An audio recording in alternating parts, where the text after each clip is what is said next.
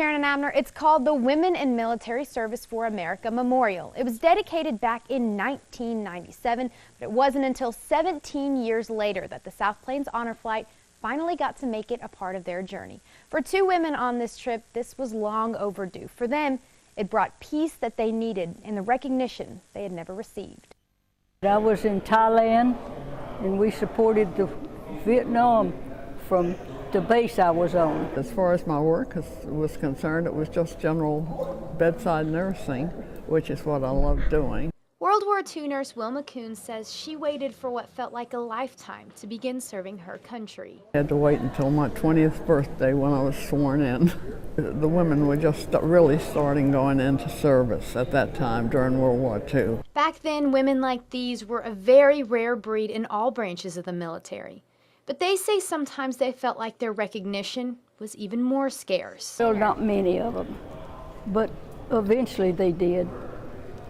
When I was in Thailand, they started accepting us back then. It's as important as it is to recognize the men. You know, we were there too. I feel great. It really feels wonderful that they're starting to accept us.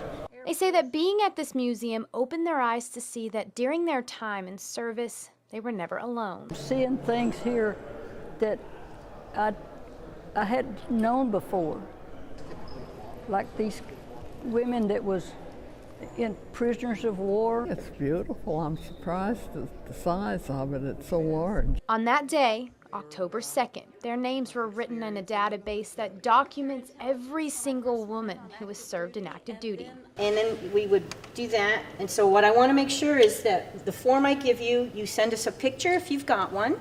You tell us what you did when you served. What did you do when you were in the Air Force? What you did really opened the field for other women to come in, you know. You made it possible. And the world will always remember their service. February 54. Janie D. Greenway, January of 54 to 1975. Wilma Kuhn.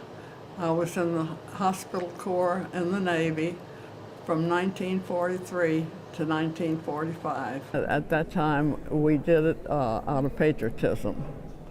There were no promises afterwards. The GI Bill, all that came later. But at World War II, it was strictly patriotism. If you want to follow all of the stories that we have in every show, you can find an Honor Flight section on our website at kcbd.com. You can also find the slideshow of pictures there as well, or on our KCBD mobile app. You can download it by searching for KCBD in your app store. Karen and Abner?